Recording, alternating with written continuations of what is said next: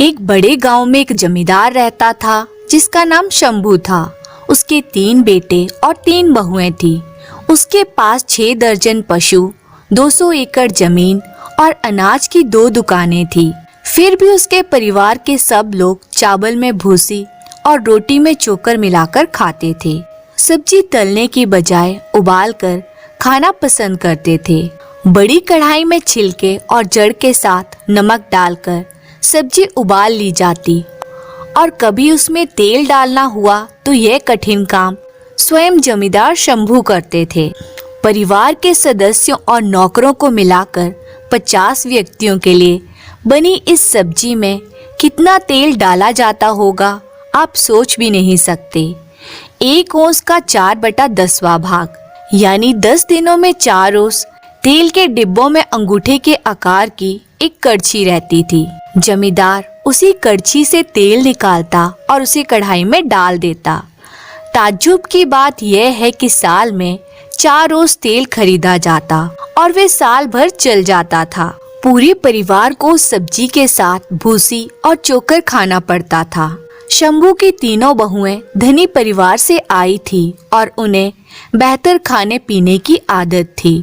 भला वे भूसी चोकर खाकर कैसे रहती। लेकिन जमींदार के बेटों, बहुओं और पोते पोतियों को भी 2-3 कौर चोकर की रोटी या भूसी का भात खाना पड़ता।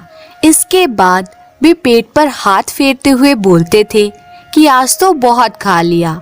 हमेशा ढेर सारा खाना बच जाता था और जमींदार शंभू मुस्कुराकर कहता था कि हमारे परिवार में कोई भी पेटू नहीं है, इसलिए हमारा परिवार इतना खुश और समृद्ध है। नाश्ते के बाद जमींदार शंभू गाय का गोबर इकट्ठा करने के लिए निकल जाता था ताकि ईंधन की बचत की जा सके और गाय का गोबर इकट्ठा करने के लिए उसे 20 मील पैदल ही चलना पड़ता था। जमींदार के घर से जाते ही रसोई घर में बर्तनों की आवाजें आने लगती। परिवार के सदस्य खाने की तैयारी करने लगते। वे खूब अच्छे अच्छे पकवान बनाते और जमींदार के लौटने से पहले सब कुछ खा पीकर साफ कर देते और इस तरह रोज ही अच्छा खाना खाते। शाम को जब फिर से चोकर की रोटी परोसी जाती तो वे केवल 1-2 कोर खाकर पेट पर हाथ फेरने लगते। बात गर्मियों की है। हमेशा की तरह जब वे कंजूस जमींदार नाश्ते के बाद गाय का गोबर इकट्ठा करने के लिए निकला, परिवार के सभी सदस्य भी हमेशा की तरह खाने की तैयारी में जुट गए। पर उस दिन उनकी किस्मत खराब थी। जमींदार शंभू जल्दी लौट आया। अगर वे अंदर आ जाता और रसोई में बने अच्छे अच्छे पकवान देख लेता तो निश्चित ही वही दम तोड़ देता। जानते हैं परिवार वालों ने क्या चाल चली? उन्होंने ऐसी चाल चली कि जमींदार सीधे अंदर ना आ सके। बाहर के दरवाजे पर थोड़ी देर रुका रहे। बड़ा बेटा 2 मुट्ठी सोयाबीन के दाने दरवाजे पर बिखेर आया। इसके बाद वे बड़े आराम से खाना बनाते व खाते रहे। जमींदार शंभू ने उन्हें तंग नहीं किया। क्यों नहीं किया? जब वे गाय का गोबर टोकरी में लेकर दरवाजे पर पहुंचा तो उसने चारों तरफ बिखरे सोयाबीन के दाने देखे। यह देखकर उसे झटका लगा। उसने मन ही मन सोचा कि हाय, ये क्या बर्बादी है। पता नहीं किस गधे ने ऐसा किया। परिवार वालों ने उसकी तरफ कोई ध्यान नहीं दिया। वे गालियां देता रहा, बड़बड़ाता रहा। एक एक करके उसने सारे दाने चुने। जब तक उसने अंतिम दाना उठाया तब तक घर के अंदर सभी लोग खा पीकर हाथ मुंह पोंछ चुके थे। इसके बाद अपने मरने तक वे जमींदार धन जमा करता रहा। अपने अंतिम समय में उसे एक ही चिंता सता रही थी कि उसके मरने के बाद उसके बेटे उसके जमा धन को कैसे खर्च करेंगे। उसने तीनों बेटों को अपने पास बुलाया और सबसे बड़े बेटे से पूछा कि अब मेरे चलने का समय आ गया है, भला बताओ कि तुम मेरा अंतिम संस्कार कैसे करोगे। बड़े बेटे ने सोचा कि बाप ने जिंदगी भर पैसा कमाया पर खर्च नहीं किया, यह तो कोई अच्छी बात न हुई। अब वे धन उसे और उसके भाइयों को विरासत में मिलेगा। अतः पिता के मरने के बाद अंतिम संस्कार तो भव्य तरीके से होना ही चाहिए। उसने पिता से कहा, पिताजी आप चिंता ना करें, हम आपका अंतिम संस्कार भव्य तरीके से करेंगे।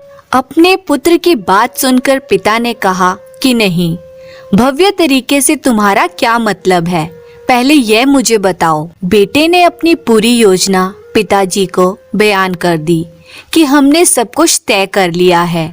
हम सबसे अच्छी नानमू की लकड़ी से आपका ताबूत बनवाएंगे। अंतिम संस्कार में खर्च करने के लिए अनाज की दोनों दुकानें बेच देंगे। आपके ताबूत में सोने का बिछावन और झिलमिल रूपहले चांदी के तारों से कड़ी रजाई रखेंगे।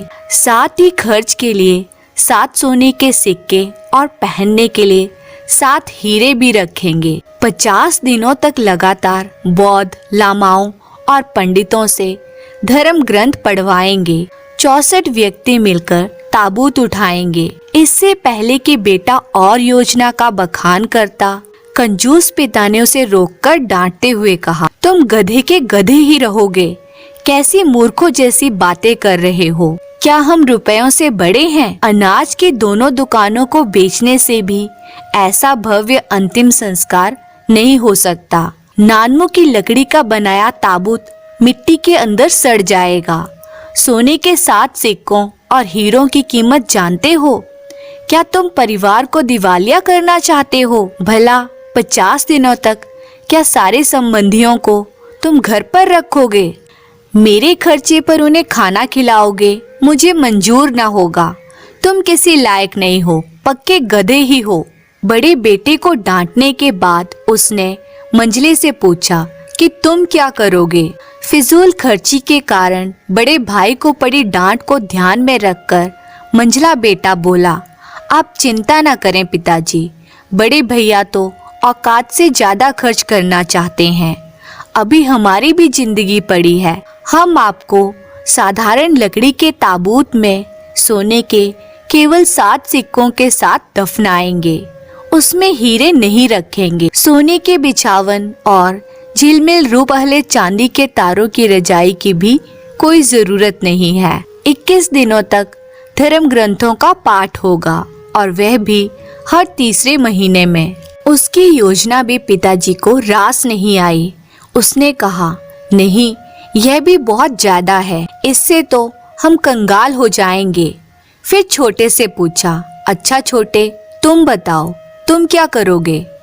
छोटा लड़का चालाक था और अपने पिताजी के स्वभाव को जानता था। उसने सोचा कि पहले पिताजी के क्रोध को शांत करूं, फिर अंतिम संस्कार के बारे में कुछ कहना ठीक होगा। वह बोला, पिताजी, मैं आपसे 100% सहमत हूँ।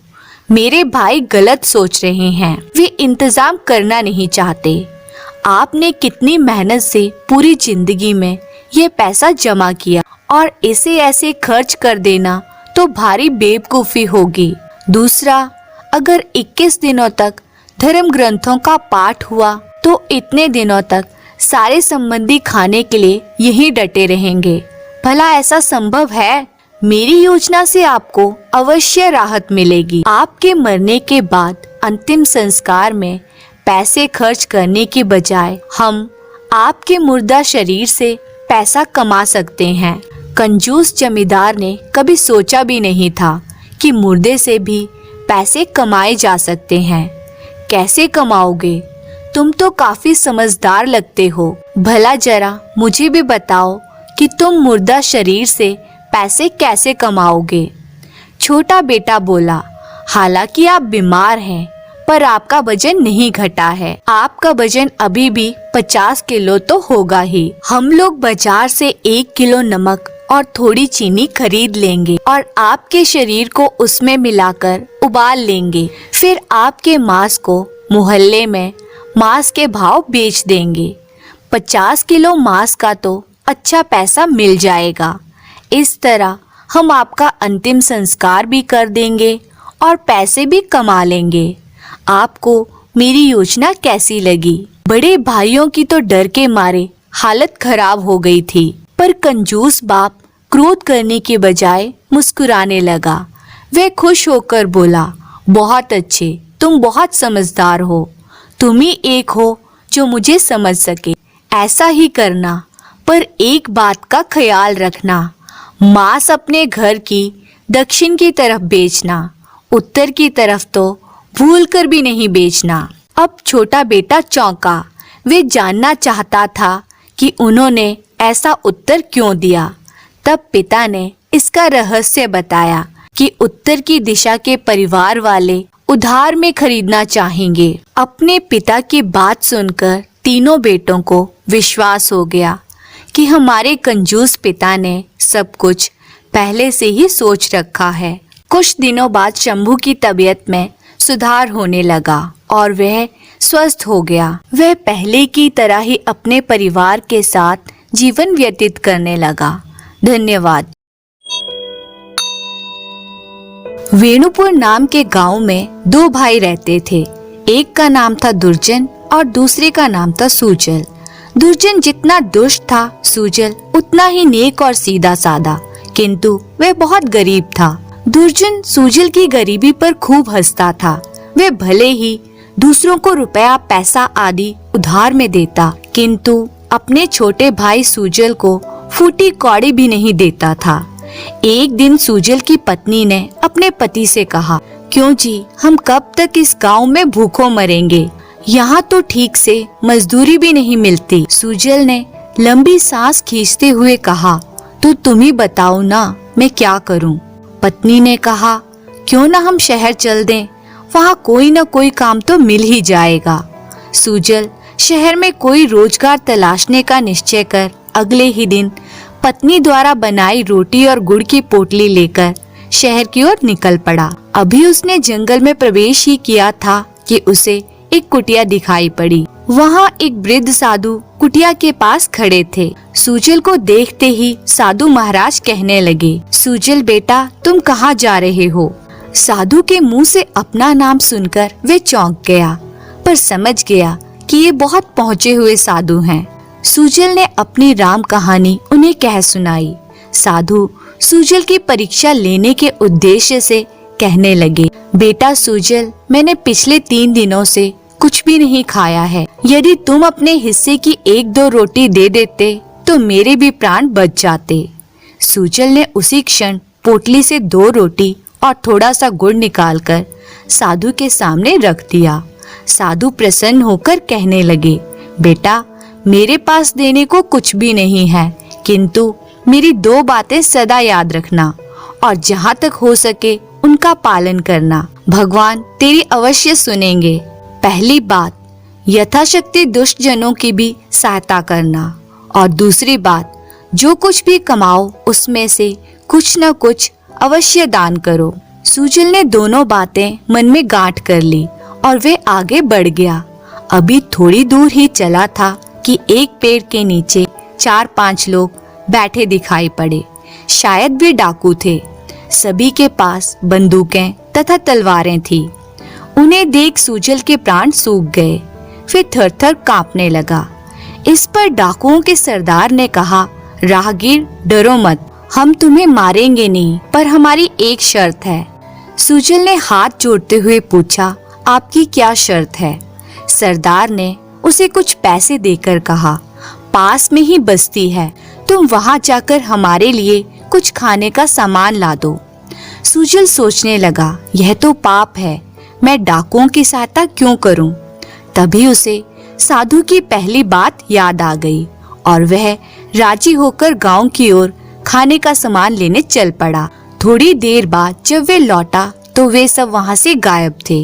वह वहीं बैठकर डाकुओं की प्रतीक्षा करने लगा। तभी उसे पेड़ की डाल से बंधी एक पोटली दिखाई दी। वह पोटली उतारकर खोलने लगा। उसकी आंखें आश्चर्य से फैल गई। पोटली में सोने चांदी के गहने थे, साथ में ही एक पत्र भी था। वह पढ़ने लगा, सूजल, तुम्हारे आने से पहले हमें जरूरी काम से जाना पड़ रहा है, इसलिए पत्र लिख रहे हैं। तुम पोटली के जेवर ले जाना, यह तुम्हारी मजदूरी है। सूजल ने मन ही मन साधु महाराज को धन्यवाद दिया और घर की ओर लौट पड़ा। वह खुशी के मारे उड़ा जा रहा था। अभी वह अपने गांव पहुंचने ही वाला था कि एक भिखारी उससे पोटली मांगने लगा। उसे पहले तो लोभ के भूत ने धमकाया, पर साधु महाराज की दूसरी बात याद आते ही सुजल ने पोटली से एक सोने का कंगन निकालकर भिखारी को दे दिया। प्रसन्न होकर वह भिखारी बोला, तुम्हारा धन रोज रोज बढ़ता रहे। सुजल ने घर पहुंचते ही सारी बातें अपनी पत्नी को सुना दी।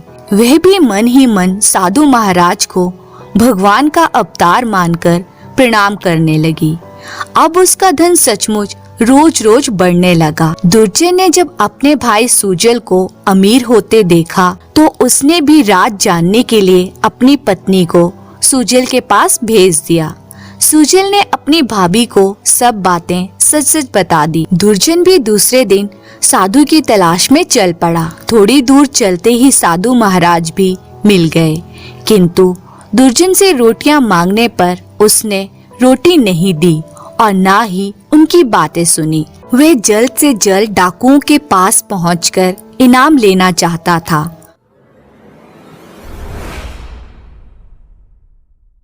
थोड़ी ही देर में उसे वे डाकू भी मिल गए, किंतु जब वे खाने का सामान लेने नहीं गया और गांव में उनका पता बता देने की धमकी देने लगा तो डाकुओं ने उसे खूब मारा। अब दुर्जन के पास खाली हाथ लौटने के अलावा कोई चारा नहीं था। इस तरह सुजल साधु महाराज की बातें मानकर अपनी बुद्धिमानी और चतुराई से धनवान बन गया और सुखी से रहने लगा। धन्यवाद। जगन्नाथपुरी में रथ यात्रा की तैयारियां जोर शोर से चल रही थी। पूरे देश से भक्तजन इस यात्रा में सम्मिलित होने आए थे। यहाँ पर एक सराय में एक शहर के ठग और एक गांव के ठग की भेंट आपस में हो गई। दोनों ही ठग ठगी करने के लिए रोज नई जगह जाते थे। इससे पकड़े जाने का डर कम रहता था। यहाँ भी ये दोनों नामी ठग धन कमाने की नियत से आए थे। गांव के ठग के सिर पर सेमल की रुई का बड़ा सा बोरा था। शहर के ठग के कंधे पर छोटा सा झोला लटक रहा था। शहर के ठग ने गांव के ठग से पूछा, तुम्हारे पास क्या है? मेरे पास ताजी हवा है जो शहर में नहीं मिलती। मैं इसे ऊंचे दाम पर बेचूंगा।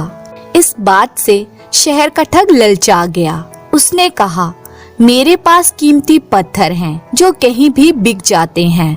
क्या तुम हवा के बदले मुझे अपना थैला दोगे? ठग तो यही चाहता था। तुरंत तैयार हो गया। रात में दोनों ठग अपने अपने घर गए। अपनी पत्नी और बच्चों के सामने डींगे मारने लगे।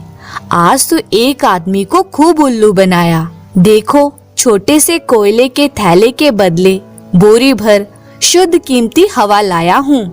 लेकिन जैसे ही बोरे का मुंह खोला, रुई चारों तरफ उड़ने लगी। दूसरे ठग ने जब थैला खोला और देखा उसमें कोयले थे, उसकी पत्नी ने तो ताना कसा, चलो आज ठग को भी किसी ने ठग लिया। कोई ढंग का काम तो तुम्हें करना नहीं है। अच्छा हुआ। अगले दिन फिर रास्ते में उनका आमना सामना हो गया। दोनों ने एक दूसरे को घूर कर देखा और फिर जोर से ठहाका लगाया। एक बोला, ये भी खूब रही उस्तादों से उस्तादी। दूसरा बोला, मैं तो किसी सुंदरी की आंखों का काजल चुरा सकता हूँ। पहले ने रौब दिखाते हुए कहा, मैं तो ब्राह्मण के माथे का तिलक चुरा लूं और उसे पता भी न लगे। इस पर दोनों ने एक साथ ठगी करने की बात तय करी। दोनों ने रात साथ में गुजारी। सवेरे वे एक घर में घुसे। वहाँ एक अमीर बुढ़िया रहती थी। दोनों ने बुढ़िया के बारे में जानकारी आपस के लोगों से इकट्ठी कर ली थी।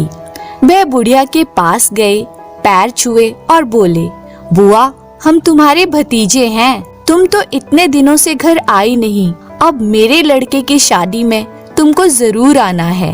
बुढ़िया ने अपने भतीजों को बचपन में देखा था, इसलिए उसने उन्हें पहचाना नहीं। बुढ़िया ने अपने परिवार का हालचाल पूछा। फिर अतिथियों को चांदी के बर्तनों में खाना परोसा। ये बर्तन बुढ़िया को शादी में मिले थे। केवल विशेष मौकों पर ही वे उन्हें निकालती थी। उन दोनों ने खाना खाया और बर्तन धोने कुएं पर गए। ठगों ने बुढ़िया की नजर बचाकर चुपचाप बर्तन अपने कपड़ों में छिपा लिए। एक चिल्लाने लगा, अरे अरे क्या करता है, बर्तन कहाँ लिए जा रहा है। आवाज सुनकर बुढ़िया आई तो दोनों बोले, बुआ बर्तन तो कुएं में गिर गए। बर्तन खोने से बुढ़िया दुखी हो गई और उसने कहा, बेटा मैं तो तुम्हारे साथ नहीं चल सकती, मेरा बेटा केशव तुम्हारे साथ शादी में जाएगा। केशव ने उन दोनों को बर्तन छुपाते देख लिया था। उसने माँ के सामने कुछ नहीं कहा और अपने घोड़े पर बैठ इन दोनों के साथ चल दिया। चलते चलते रास्ते में दोनों ठग बोले, ए भाई घोड़ा रोक तो, बड़ी भूख लगी है।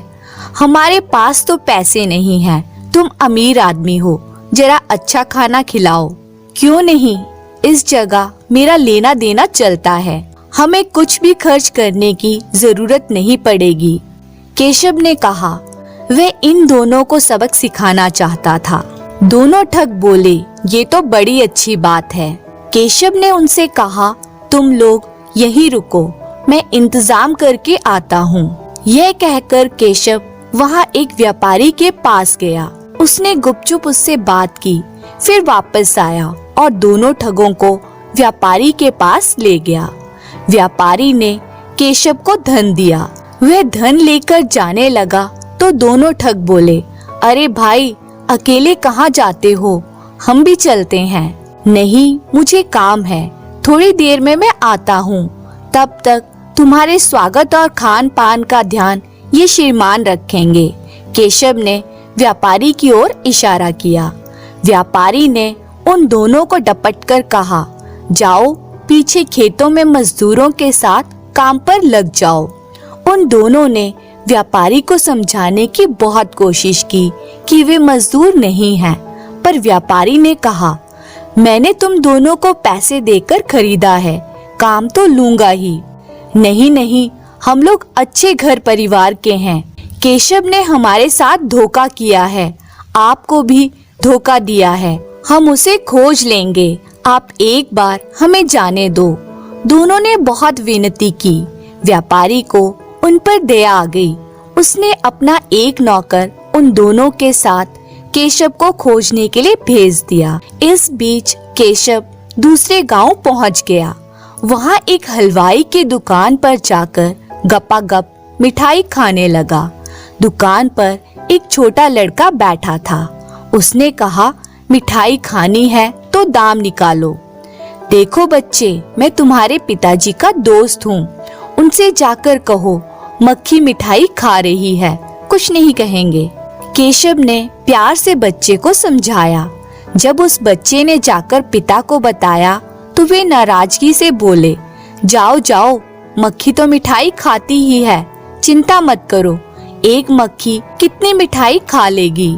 बच्चा लौटा। इस बीच केशव ने खूब छक्कर मिठाई खाई, थैलों में भी भरी और घोड़े पर सवार होकर चल दिया। बच्चा चिल्लाता रहा, रुको रुको। आगे रास्ते में उसने एक बूढ़ी औरत को देखा। उसके साथ एक सुंदर बेटी भी थी। केशव उस सुंदर लड़की पर मोहित हो गया। उसने झपटकर युवती को घोड़े पर बैठाया और तेजी से आगे बढ़ गया। बुढ़िया रोती चिल्लाती उसके पीछे भाग रही थी। अम्मा, तेरी बेटी को बहुत प्यार से रखूंगा, हाँ मेरा नाम याद रखना, जुआई राजा। बुढ़िया रोने चिल्लाने लगी, हाय मेरी बेटी, मेरी बेटी। लोग जमा हो गए। क्या हुआ क्या हुआ पूछने लगे। वो मेरी बेटी को उठाकर ले गया। हाय मैं क्या करूं? कौन ले गया तेरी बेटी को अम्मा? लोगों ने पूछा। जवाई राजा, बुढ़िया ने बताया। यह बात सुनकर लोग हंसने लगे और बोले, अरे यह तो खुशी की बात है, बेटी को तो एक दिन जवाई राजा के साथ जाना ही था, रोती क्यों हो? इस तरह रास्ते में सबको चकमा देते हुए केशव सुंदर युवती को साथ लिए घर की तरफ लौट रहा था। एक जगह पेड़ के नीचे उसने घोड़े को रोका और वे दोनों थैले में से मिठाई निकालकर खाने लगे। पास ही राजघराने का धोबी कपड़े सुखा रहा था। उसने कुछ मिठाई उसे भी दी और बताया, ये मामूली नहीं, दिव्य मिठाइयाँ हैं। वहाँ झील के उस पार पेड़ पर उगती हैं। जितनी चाहे तोड़ लो, खुद भी खाओ और बेचकर पैसे भी कमाओ।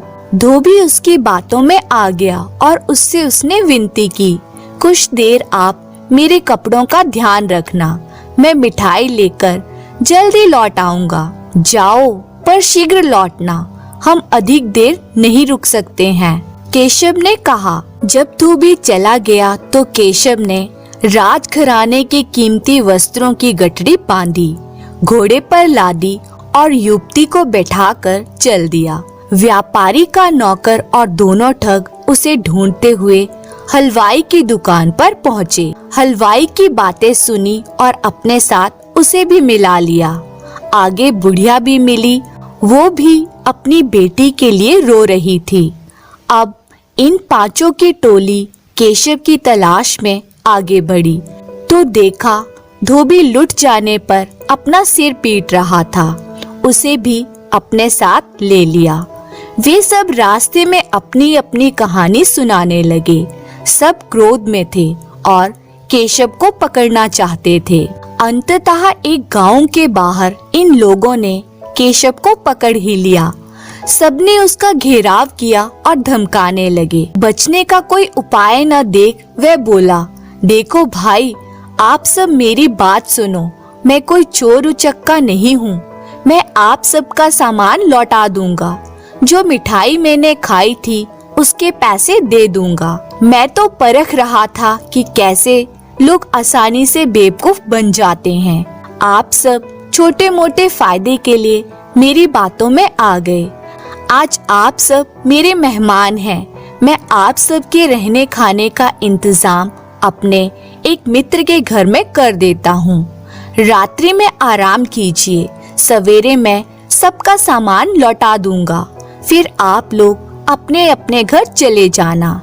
वे सब लोग खा पीकर सो गए। केशव ने मोहल्ले के चौकीदार को घूस दी और डोंडी पिटवा दी। गांव में कुछ नए लोगों को देखा गया है। लगता है पड़ोस के जासूस हैं। जो कोई इनको पकड़ने में सहायता करेगा उसे इनाम मिलेगा। पकड़े जाने की घोषणा सुनकर दोनों ठग, व्यापारी का नौकर, हलवाई, बुढ़िया, धोबी सभी घबरा गए और वहां से जान बचाकर भागे। जाते जाते अपने पास का सामान भी वहीं छोड़ गए। बहुत दूर निकल जाने पर जब लगा कि कोई उनके पीछे नहीं आ रहा था तो दोनों ठग एक जगह बैठ गए। एक ठग दूसरे ठग से बोला, भाई आज तो जान बची। तुम शहर के नामी ठग हो और मैं गाँव का, पर हम तो छोटी मोटी हेरा फेरी करते हैं, मामूली ठग हैं। असली ठग तो वह केशव है, ठगों का राजा ठगराज। सबको खूब चकमा दिया उसने। उधर केशव ने सबके भागने का तमाशा देखा। हंसते हंसते अपनी माँ के चांदी के बर्तन लिए और युवती के साथ घोड़े पर सवार अपने घर पहुँचा। घर पर माँ के आशीर्वाद से युवती से शादी की और सुखपूर्वक रहने लगा।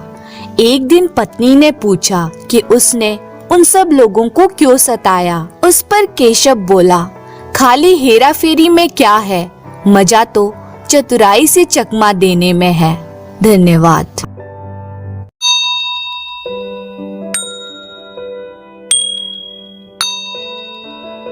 मिथिला के राजा एक बड़े ही धर्मात्मा एवं ज्ञानी राजा थे। राजमहल में भारी ठाट बाट होते हुए भी वे उसमें लिप्त नहीं थे। उनके पास एक बार एक साधु उनसे मिलने आए। राजा ने साधु का हृदय से सम्मान किया और दरबार में आने का कारण पूछा। साधु ने कहा, राजन, सुना है कि इतने बड़े महल में इतने ठाट बाट के बीच रहते हुए भी आप इनसे अलग रहते हैं। मैंने वर्षों हिमालय में तपस्या की, अनेक तीर्थों की यात्रा की, फिर भी ऐसा ना बन सका। आपने राजमहल में रहकर ही ये बात कैसे साध ली? राजा ने उत्तर दिया, महात्मा जी, आप असमय में आए हैं। यह मेरे काम का समय है। आपके सवाल का जवाब मैं थोड़ी देर बाद दूंगा। तब तक आप इस दिए को लेकर मेरे महल को पूरा देख आइए। एक बात का ध्यान रखिए, दिया बुझने ना पाए, नहीं तो आप रास्ता भूल जाएंगे।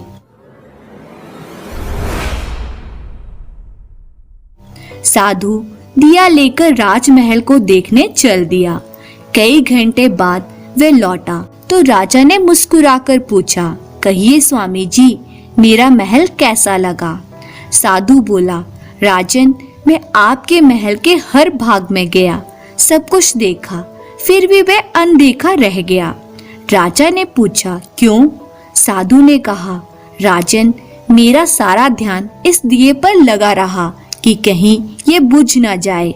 राजा ने उत्तर दिया, महात्मा जी, इतना बड़ा राज चलाते हुए मेरे साथ भी यही बात है। मेरा सारा ध्यान परमात्मा पर लगा रहता है। चलते फिरते, उठते बैठते एक ही बात सामने रहती है कि सब कुछ उसी का है और मैं जो कुछ कर रहा हूँ उसी के लिए कर रहा हूँ। साधु राजा के चरणों में सिर झुकाकर चला गया। धन्यवाद।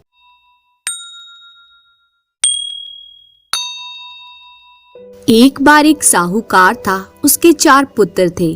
चारों में से बड़े 3 बेटे पुश्तैनी धंधे के साथ अपना अपना काम धंधा करते थे, पर सबसे छोटा बेटा, जिसका नाम श्याम था, कोई काम धंधा नहीं करता था। उसकी इसी आदत की वजह से साहूकार उससे नाराज रहने लगा। बोलचाल भी बंद हो गया। बाकी के भाई भी उससे खिंचे खिंचे से रहने लगे।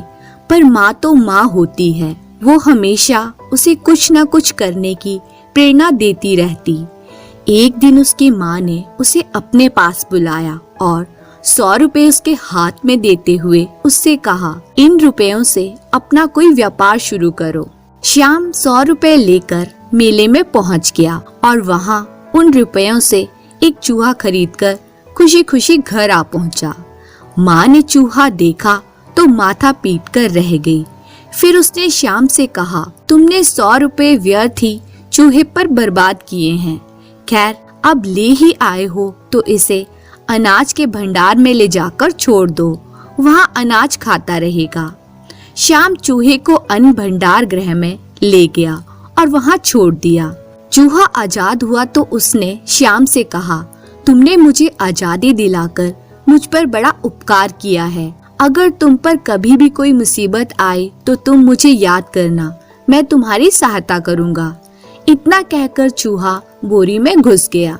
दिन बीतते गए। बाप भाइयों के साथ उसकी दूरियां बढ़ती गई, पर माँ का दिल तो माँ का दिल होता है। फिर से पसीजा।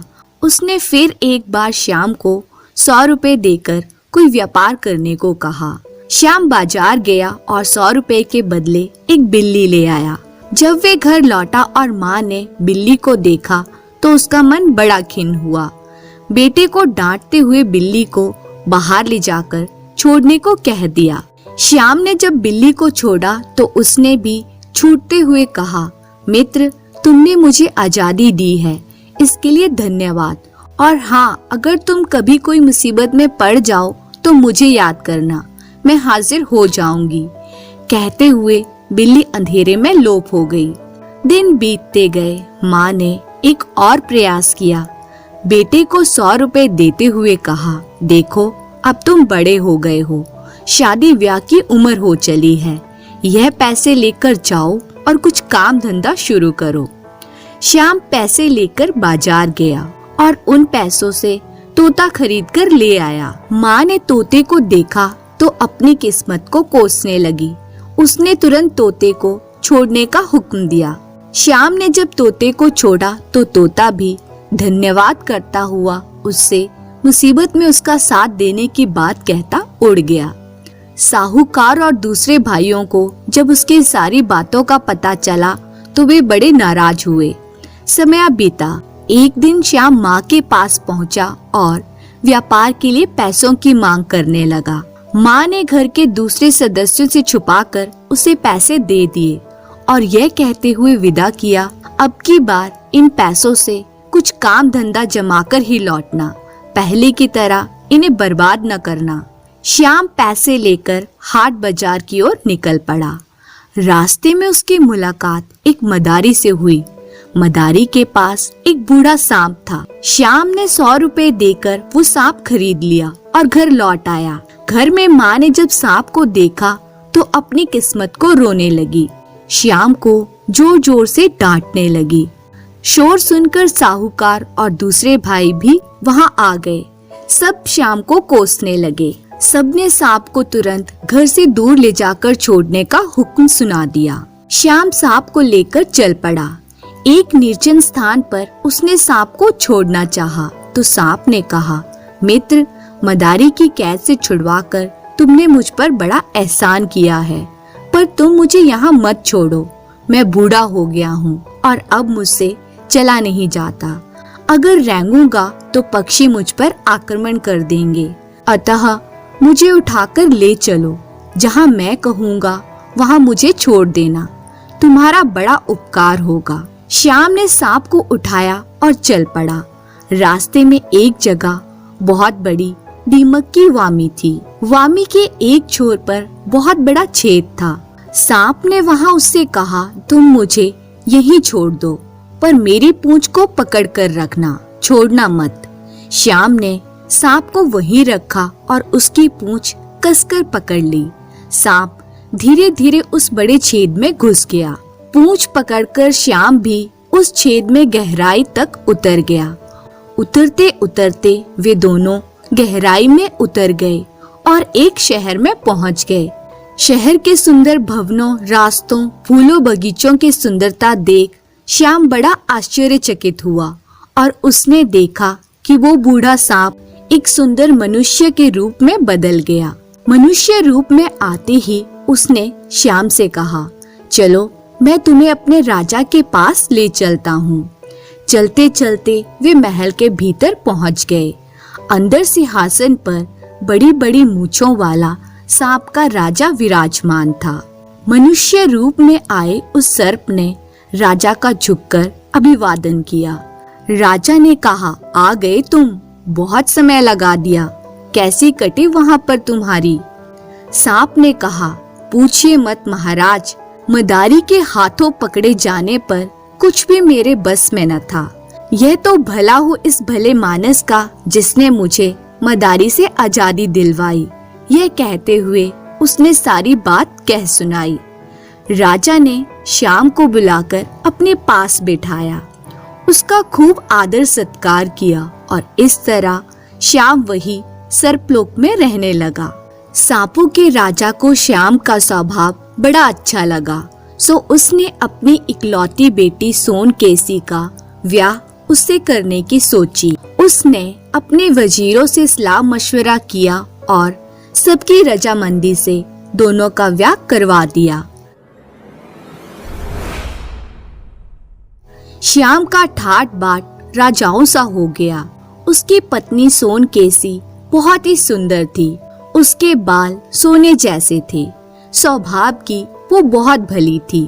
दोनों खुशी खुशी साथ रहने लगे। समय बीतता गया। एक दिन श्याम ने पत्नी से कहा, यहाँ रहते काफी समय हो चला, कब तक ससुराल में रहूंगा, चलो धरती लोक पर चलते हैं। सोनकेसी ने कहा, मुझे कोई आपत्ति नहीं स्वामी, हाँ पहले चलकर पिताजी से पूछ लेते हैं, उनकी आज्ञा लेकर चल पड़ेंगे। एक बात और, अगर उन्होंने आज्ञा दे दी तो वे तुमसे कुछ मांगने को बोलेंगे। मांगने से पहले तुम उनसे देने का वचन मांगना। अगर कुछ भी देने का वचन दे देंगे तो उनके हाथ में पहनी अंगूठी को मांग लेना। उसी दिन श्याम राजा के पास पहुंचा और कहा, महाराज, हमें यहाँ रहते हुए बहुत दिन हो गए। अब हम दोनों अपने लोग जाना चाहते हैं, अतः आशीर्वाद दें। राजा ने जाने की आज्ञा देते हुए कहा, अगर तुम्हें कुछ चाहिए तो मांगो। श्याम ने पत्नी के कहे अनुसार पहले वचन मांगा और फिर राजा के हाथ की अंगूठी मांग ली। राजा ने चौंक कर उसकी ओर देखा, अंगूठी उतारी और उसे देते हुए कहा, मैंने तुम्हें अपनी बेटी ही नहीं अपना सब कुछ दे दिया है। अब तुम धरती लोक पर जाओ और जैसे मर्जी हो वैसे रहो।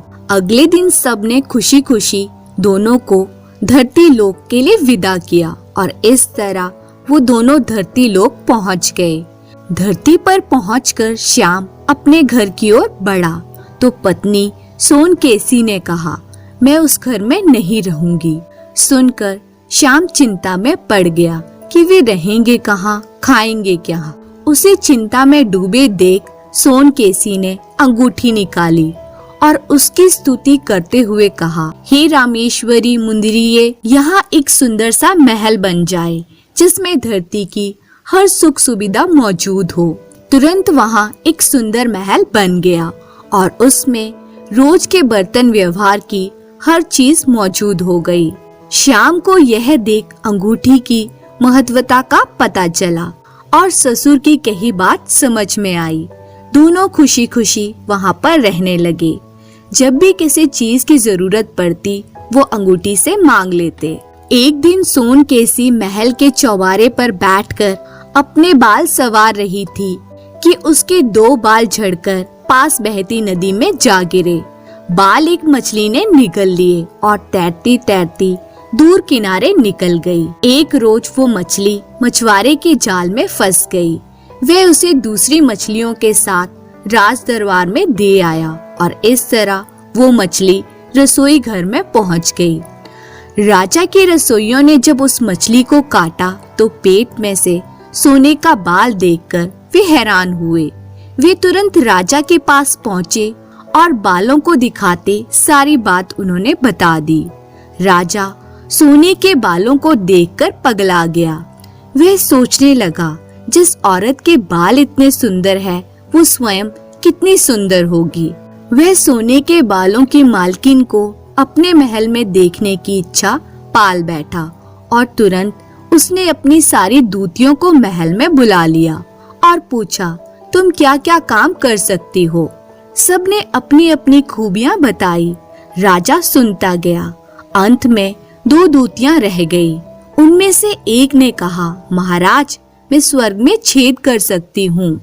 दूसरी ने कहा, महाराज मैं अंबर के ऊपर कपड़ा डाल सकती हूँ। राजा ने स्वर्ग में छेद डाल सकने वाली दूती को अकेले में बुलाया और सोने के बालों की बात बताते हुए अपनी इच्छा जताई।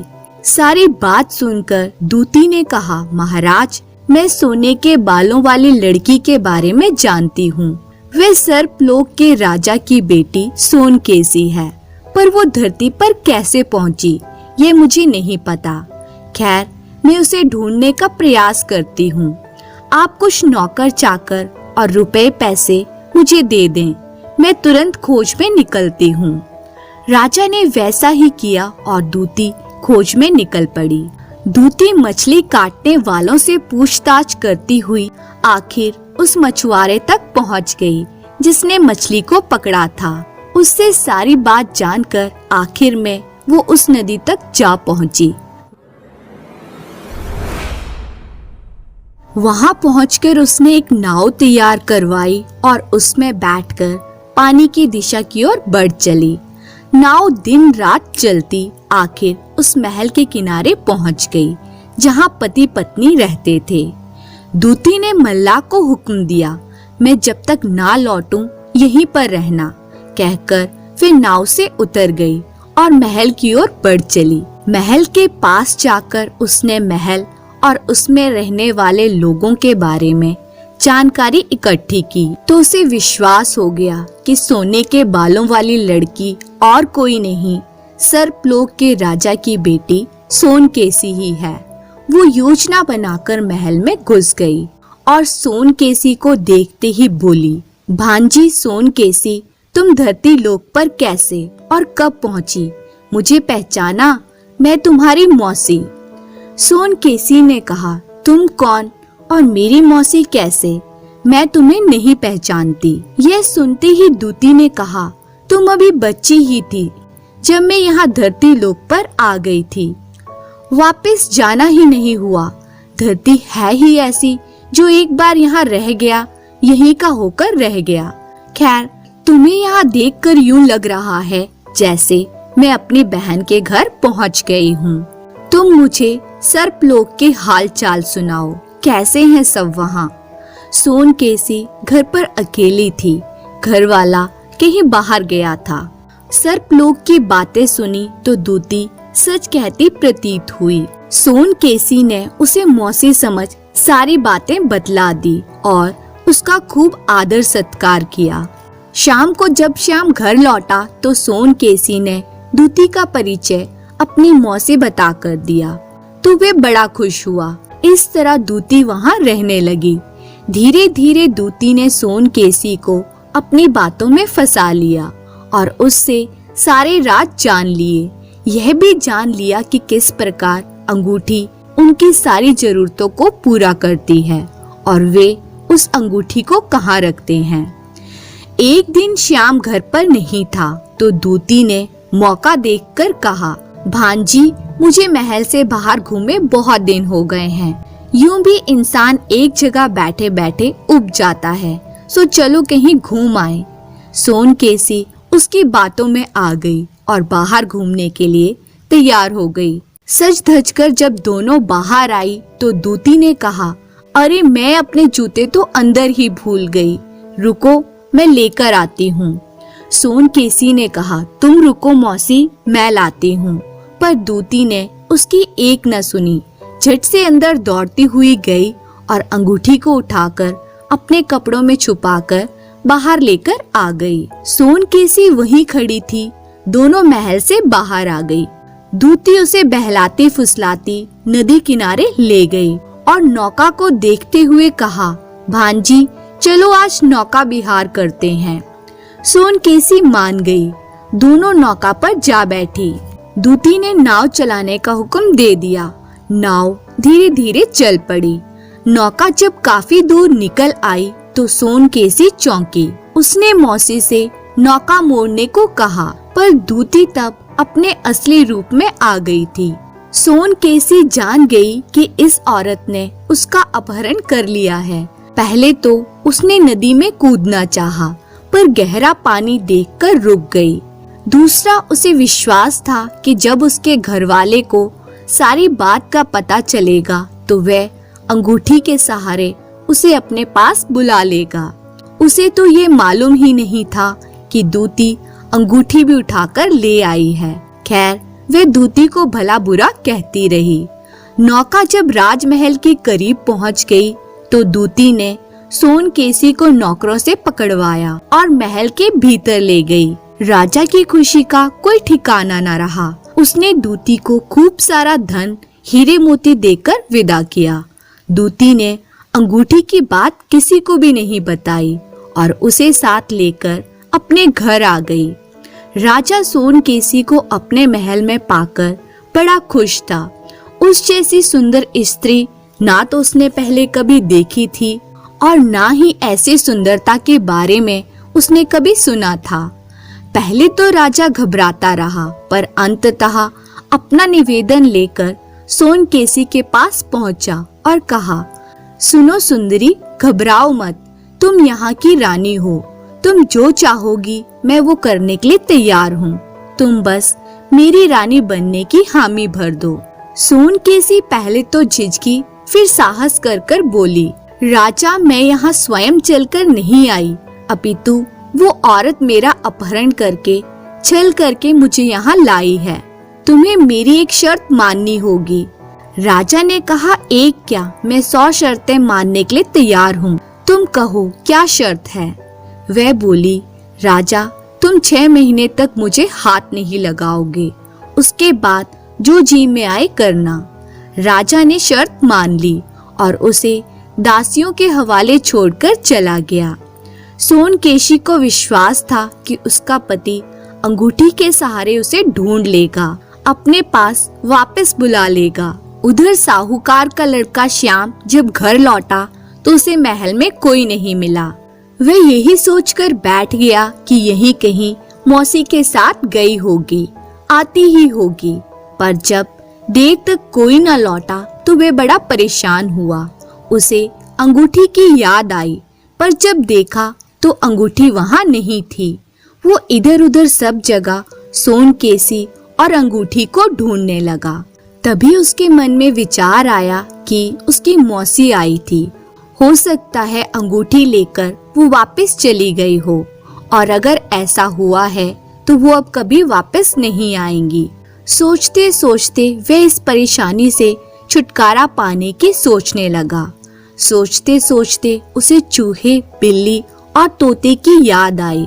वो मन ही मन उन्हें याद करने लगा। वो तीनों उसी समय उसके सामने हाजिर हो गए।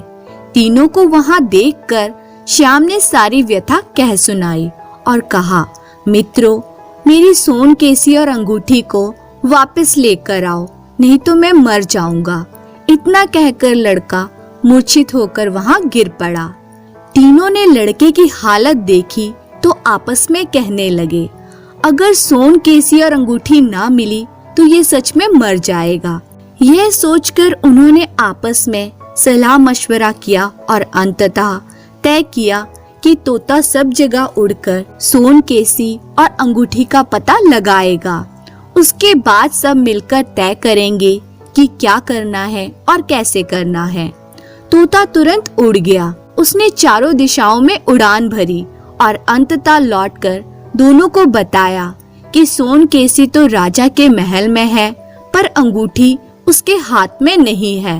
अंगूठी उसने एक दूती की उंगली में देखी। उसकी बातें सुनकर चूहा और बिल्ली तोते द्वारा बताए दूती के ठिकाने की ओर बढ़ चले। तोता भी साथ साथ उड़ चला। चलते चलते वे दूती के ठिकाने पर पहुंच गए और छुपकर रात होने का इंतजार करने लगे। जब रात हुई तो सोते समय दूती ने अंगूठी खोली और एक तरफ रख दी। बिल्ली तो पहले से ही ताक में थी। उसने झट से अंगूठी उठाई और बाहर निकल भागी। चूहा भी उसके साथ बाहर भागा। उसके बाद तोता, चूहा और बिल्ली तीनों साथ साथ साहूकार के लड़के के पास पहुँचे और उसे होश में लाकर अंगूठी उसके हवाले कर दी। लड़के ने अंगूठी को धोया, पूजा की और एक चौका डालकर उसे उसमें रखकर कामना करने लगा, हे मुंदरी परमेश्वरी, मेरी सोनकेसी को अभी सकुशल मेरे पास पहुंचाओ। उसके बोलने की देरी थी कि सोनकेसी वहां पहुंच गई। दोनों मिलकर खूब रोए, हंसे और उसके बाद तोते, बिल्ली और चूहे से सारी बात सुनी। सारी बात सुनकर दोनों बड़े हैरान हुए कि उन तीनों को उनके लिए क्या कुछ करना पड़ा। दोनों पति पत्नी ने उन तीनों की खूब खातिरदारी कर उन्हें विदा किया। उसके बाद दोनों खुशी खुशी वहां रहने लगे। धन्यवाद।